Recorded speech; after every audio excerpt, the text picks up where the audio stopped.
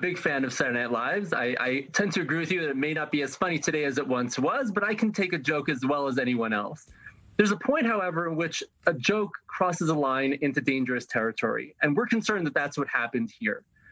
Joking about Jews protecting only themselves from a global pandemic is eerily reminiscent of the kind of rhetoric that we heard back in the Middle Ages, where Jews were burned at the stake during the Black Death because they were accused of perpetrating this pandemic and of protecting only themselves.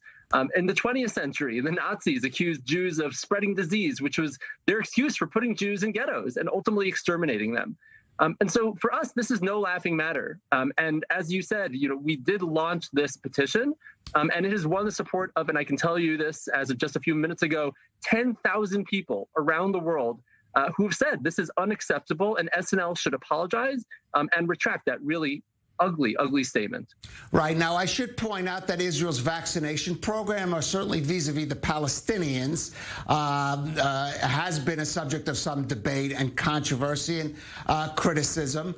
I do also want to respond that there have been other voices on social media responding to this. There was an article in the Haaretz newspaper today that in some ways actually was a direct answer to the AJC statement and petition. I'm just going to read you briefly from that Haaretz article. Zionism was about the normalization of the Jews. They have a sovereign state. Part of that normalization, however, means the state can be criticized, including harshly and even unfairly. None of this is anti-Semitic. That is, I'm quoting Haaretz there. So I want to give you and they were responding directly to some of the AJC statement. So I want to give you a chance to respond to that. This was not a criticism of Israel. This was a statement about Jews. He explicitly used the word Jews. This was not about Palestinians. He didn't say anything about this being a geopolitical conflict. He said Israel is only vaccinating its Jewish citizens. That's outrageous. First of all, it's untrue. And second of all, it really does conjure up these ugly, ugly conspiracy theories that have been responsible for the murder of thousands and thousands of Jews throughout history. And so we do feel that this crossed a line. This is not mere criticism of Israel, which we agree is totally legitimate. This is something that could, in fact, be quite dangerous, and we need to nip it in the bud. Right. Now, I'm going to, again, play devil's advocate, responding to the things that I'm seeing on social media. There are those defending Michael Che's comments by or at least claiming or interpreting him speaking specifically about the Palestinians by saying half of it's Jewish half. Of course, Israeli Arabs are about 20% of Israel. So perhaps he was referencing specifically the Palestinians. How do you respond to at least that interpretation of the comment? Well, the distinction you just made is actually quite an important one. As you said, 20% of Israel's citizens are Arab. 2/3 of Israel's Arab citizens over the age of 60 have already been vaccinated. And so the notion that there's somehow a racial or ethnic or religious element to this, that only those individuals who are not Jewish are being vaccinated by Israel, is patently false. And that's what we're objecting to here. It is perhaps true that there could be elements of Israel's vaccination program or its relationship with the Palestinians that could be subject to critique or to criticism. That's legitimate, and it's fair to criticize Israel's government as it is any government in the world. What we're referring to here is a case in which this comedian, who I think is quite unfunny regardless, singled out Israel for its treatment of Jews versus non-Jews. That crosses a line.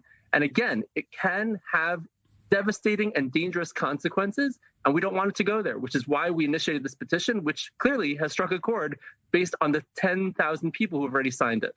Now, I'm going to broaden this discussion out a bit, Avi, because there are those who argue that when they look at the so-called cancel culture of the United States, the pressure to be more politically correct and sensitive, including to minorities, that somehow Jews are left out of that equation, that in some sense that you can get away with saying things about Jews and about Israel, the Jewish state, that in the current climate of the United States would not be acceptable to, for example, at least in terms of, we're talking about minorities in the U.S., certainly Jews. How do you feel about that? Do you think that this falls perhaps in that kind of category?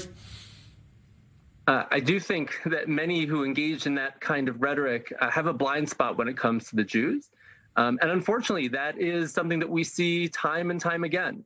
The things that can be said about Jews cannot be said about many other groups. One wonders what would have happened if this wisecrack on Saturday Night Live was made about any other minority group in the United States. One wonders if people would be so eager to defend the comedian in the way that they have in this instance. And so, yes, I think that is a troubling phenomenon that we at AJC and others have been pushing hard against. Right. Now, I followed SNL in my youth. I was even watching the first few shows with Chevy Chase and John Belushi, but I haven't followed so closely. I cannot actually recall that they've actually apologized for anything or any statement they've made. They sometimes addressed the controversies that they've raised, but I can't quite ever recall apologies. So realistically, do you believe that you'll be seeing an apology or retraction from Saturday Night Live?